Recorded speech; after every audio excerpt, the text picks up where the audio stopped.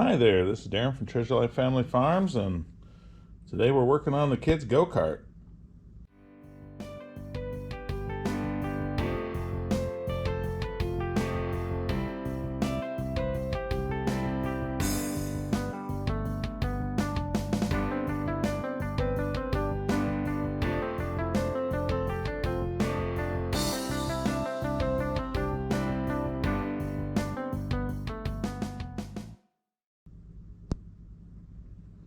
Alright, let me show you what we've got to work on here.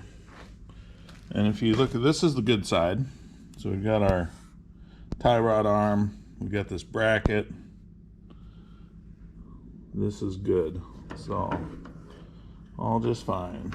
And on the other side, it's all busted.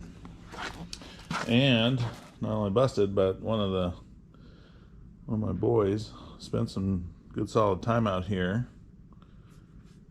trying to redo it on his own. It was kind of early in his welding career, and doggone it, worked. It really did.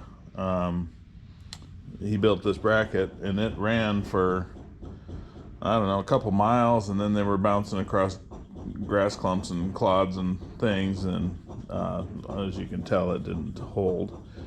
And also the tie rod originally got bent really bad, so he cut that off and welded a piece of rebar to make the journey here.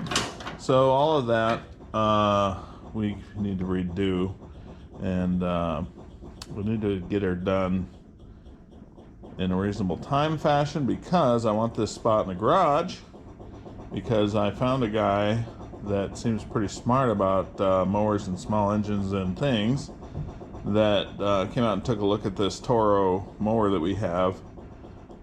And I don't want to go very far into that story, but not last summer, summer before that, we lost the engine on that. The oil drain plug fell out, drained all the oil out, motor went bad, seized, and it was done.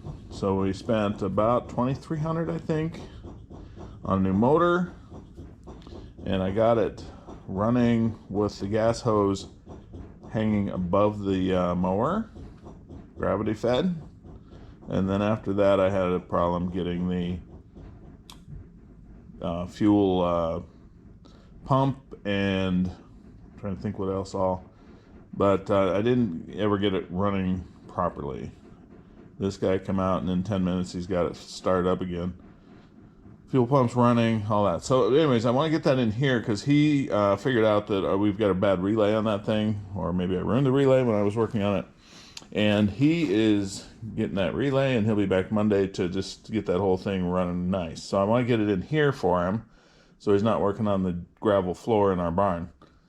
So if I'm going to get that in here, I want to get this out of here, or at least let's work on this and get it fixed. So this is the junk. I'm going to take this off, get my grinder out, and sharpen this back to close to factory, I guess. And then I'm going to start doing my own build out based on the other side, measurements and things with calipers and welding and corner bracing, and we need it all.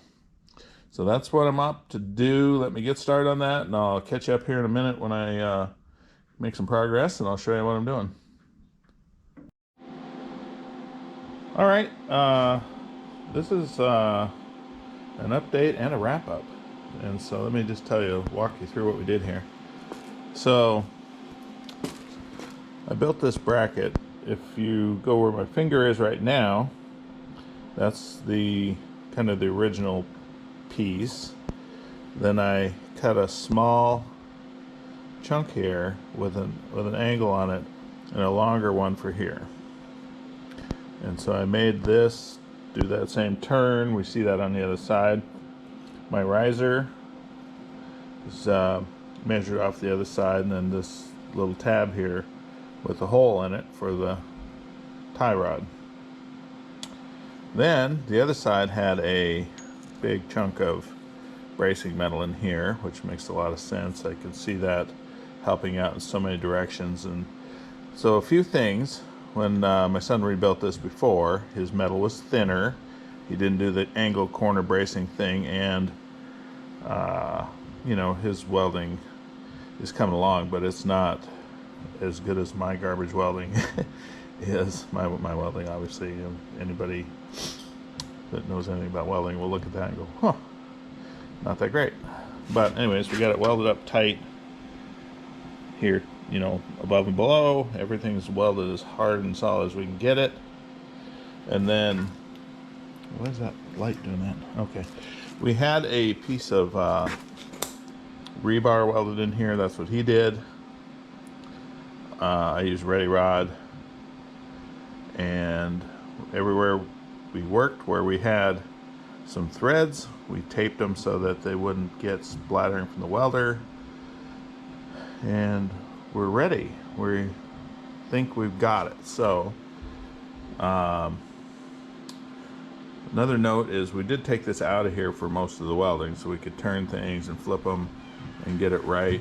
We had this chunk of conduit pipe here that we continually kept over this over the axle to keep welding splatter off of the threads. So we were working methodically and carefully, and I think we've got it. So we're going to put the wheel on, and then we will get out for a test drive and see if this is all going to work out. We'll show you that when we get there. It's a little rainy and muddy out, but you know, you can't get this far and not go drive it.